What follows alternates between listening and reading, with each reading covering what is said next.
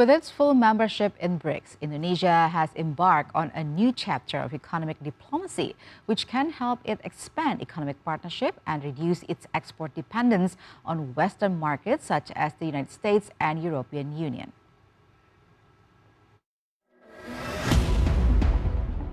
Brazil's government announced in early January that Indonesia has been admitted as a full member of the BRICS bloc of developing economies, just 3 months after the country openly unveiled its desire in joining the economic alliance. Brazil, which holds the bloc's presidency this year, announced on January the 6th that member states had approved Indonesia's entry by consensus, making it the first nation from Southeast Asia to join the economic grouping. In October, during BRICS annual summit in Kazan, Russia, Indonesia's new foreign minister Sugiono said President Prabowo Subianto, who has sworn into office just days earlier, had decided that Indonesia would seek full membership in the grouping. Speaking in Jakarta following the announcement, Sugiono said that becoming a full member of BRICS won't be against the country's active and free foreign policy. It instead aligned with the main priorities of the Prabowo administration. In another event, Foreign Minister Sugiono acknowledged that Indonesia's decision to join the BRICS bloc of developing economies initially received opposition at home, with critics arguing that it could conflict with the country's free and active foreign policy principles. Sugiono argued that Indonesia's free and active foreign policy allows the country to establish relationships with any nation or alliance while maintaining independence and pursuing its national interests. The term BRICS originally denoted a collection of countries experiencing rapid economic growth that would emerge as the dominant economic players of the 21st century. The acronym, derived from the names of the early members Brazil, Russia, India, China, and South Africa, has since been adopted as the name of a formal intergovernmental organization that aims to create greater economic and geopolitical integration and coordination among member states. Over time, BRICS has attracted interest from other nations, leading to membership expansion. In 2024, new members included Egypt, Ethiopia, Iran, and the United Arab Emirates, and later Indonesia. With Indonesia's full accession to the BRICS now accounts for 40% of the global GDP and half of the world's population. It also has 12 partner countries: Thailand, Malaysia, Vietnam, Algeria, Belarus, Bolivia, Cuba, Kazakhstan, Nigeria, Turkey, Uganda, and Uzbekistan. According to the Center of Economic and Law Studies, or CELIOS, Indonesia's full membership of the BRICS grouping will provide trade benefits, especially in expanding its export markets. So far, Indonesia's exports have been dependent on traditional markets such as the United States and Europe, CELIOS's economic director, Nailul Huda, said. By joining BRICS, it can reduce its dependence on traditional markets such as the United States and Europe, which have adopted more protectionist trade policy. As widely reported, President-elect Donald Trump plans to impose high import tariffs to protect local economies, while the European Union has imposed restrictions against Indonesia in retaliation to trade in palm oil, nickel, and other raw materials. While analysts hail this as a success for President Prabowo's administration, they also caution that Indonesia must remain vigilant about threats previously voiced by Donald Trump toward BRICS.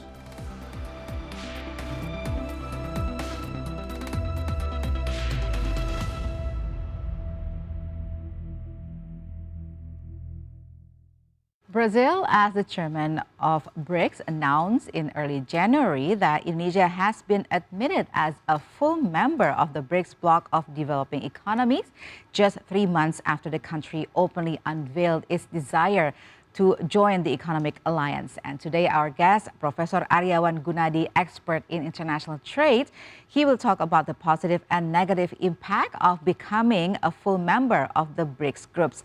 Professor Aryawan Gunadi, thank you very much for joining us today. Thank you for inviting me. It's an honor. All right. So the government has described the country's full membership in BRICS as a strategic step to improve cooperation with other developing nations. In your opinion, how important is the BRICS membership for Indonesia? Yeah, first of all, this is a good time. This is a good opportunity for Indonesia because this is a good momentum because Indonesia just finished join as a full membership at the time before, still in processing. But the process is quite fast.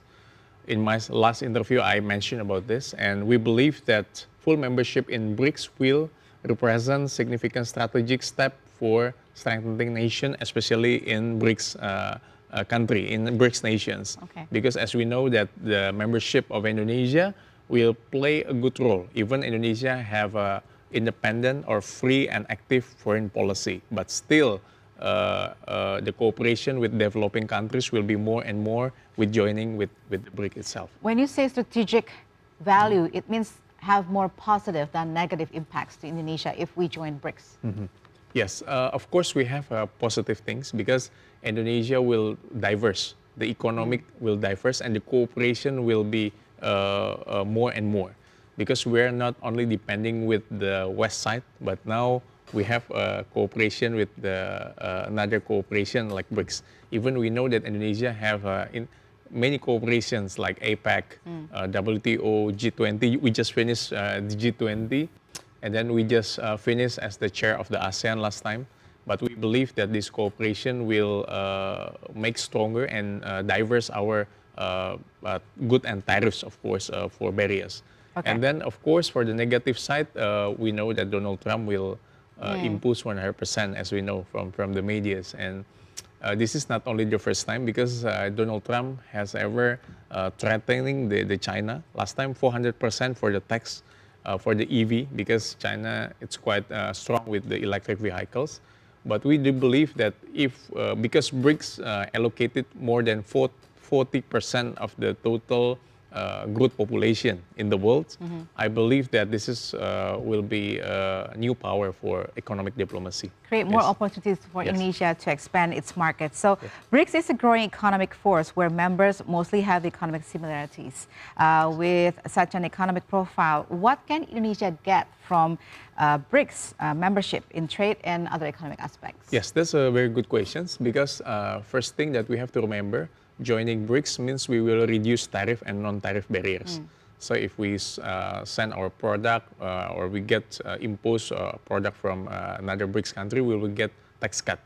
And of course, there will be a specific opportunities with BRICS countries or BRICS members that, as we know in my file, that China remains Indonesia's largest investor with investment realization reaching USD 5.78 billion across 11,551 projects from 2024. Okay. So this is one of the largest trading partners. It makes sense then. It makes sense. Okay.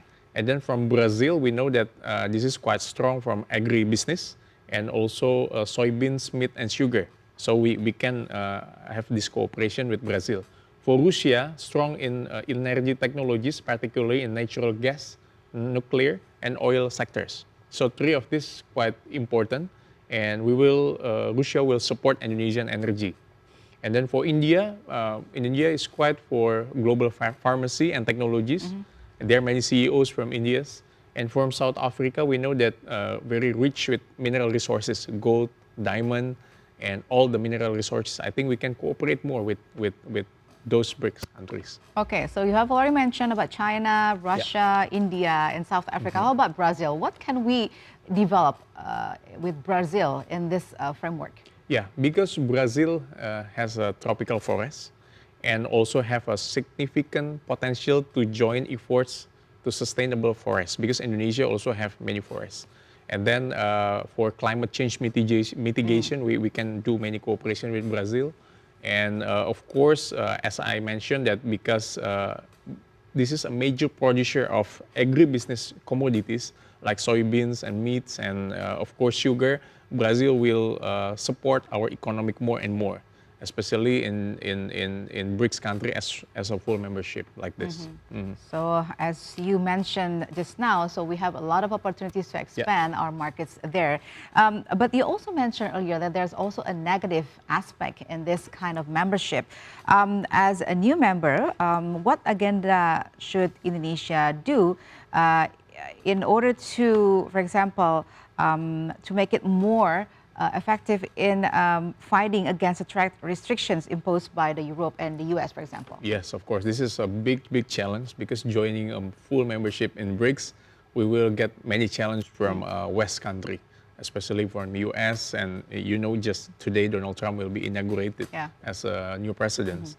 As we know that Indonesia opportunities, we have to advocating the more developing countries, especially to propose some of reducing tariff and non-tariff in developing countries, especially in ASEAN. Because Indonesia, as one of largest country in ASEAN, with Malaysia, with Thailand, with Singapore, with several countries in ASEAN, we believe that in advocating reducing tariff and non-tariff barrier will assist ASEAN countries, especially in the economic diplomacy within several countries in BRICS. And we do believe that this first step, Indonesia can push the reform on global institutions to reform, to check out, to review all the regulations adjusting with the BRICS membership. Some people said that it's like a backfire policy for Indonesia if we join BRICS. What do you think about that?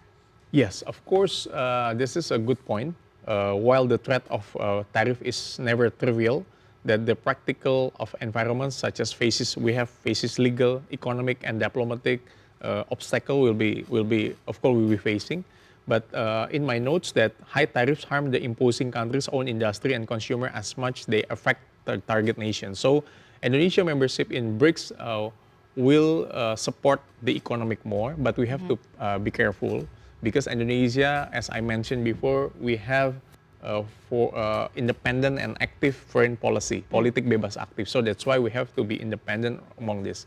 We must be a good bridge builder among this nation between West and East country.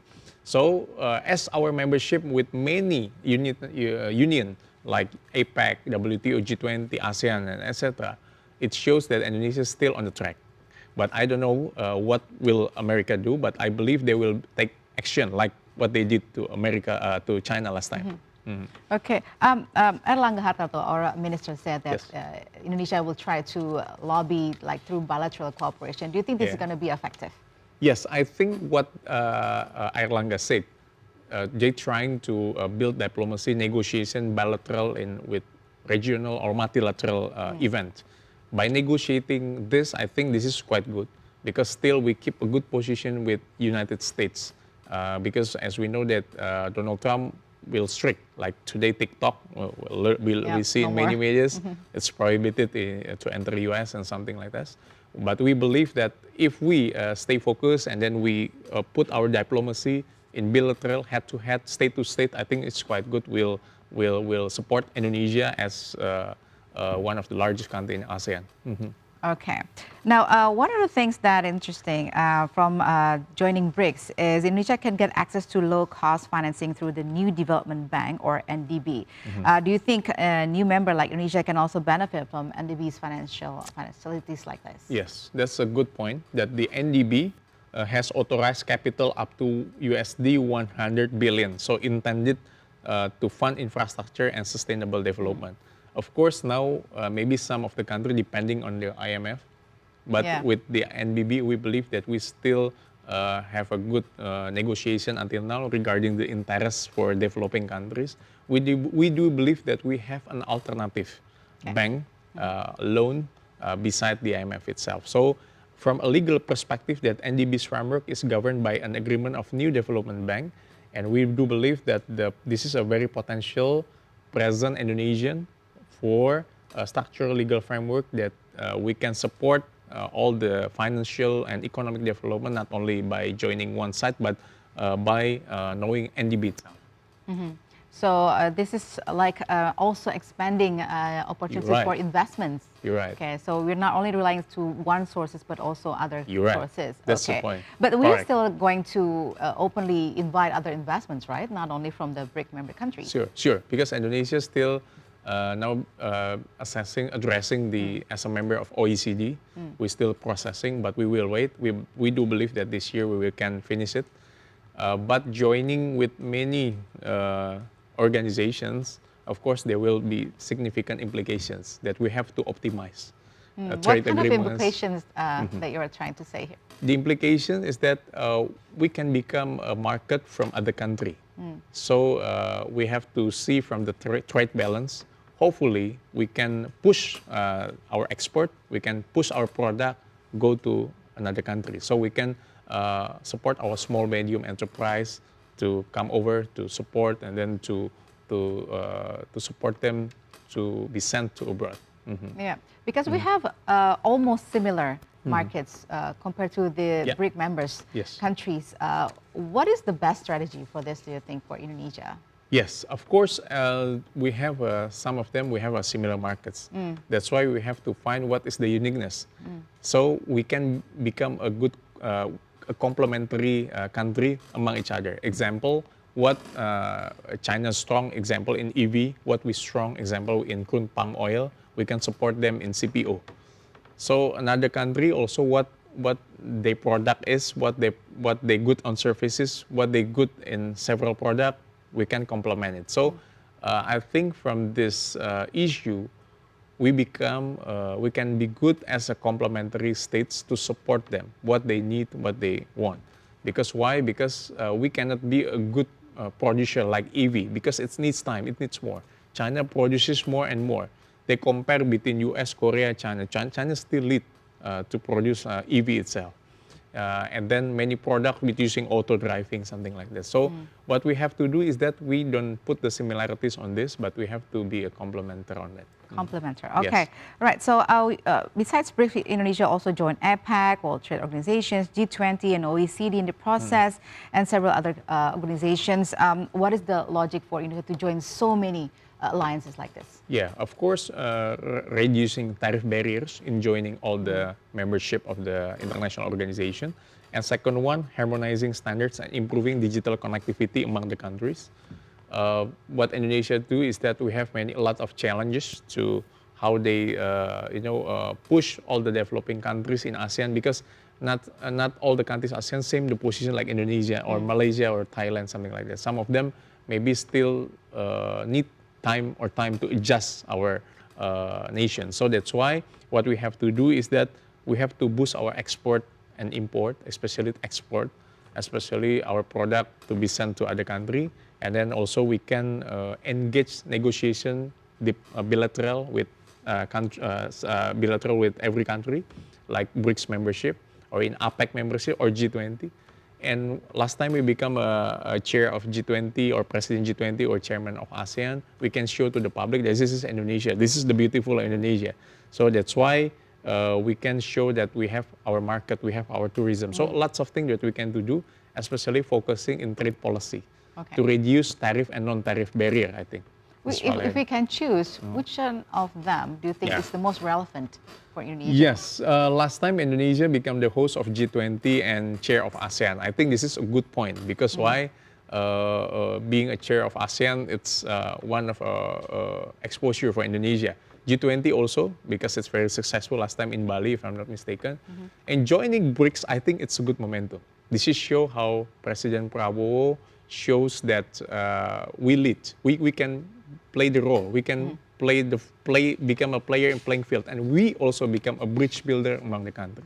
I think this is a good position and a good decision to start 2025. All right. Thank you very much for your opinion today, Professor Aryawan Gunadi. Thank you very much for joining us today on TVRI World. Thank you very much.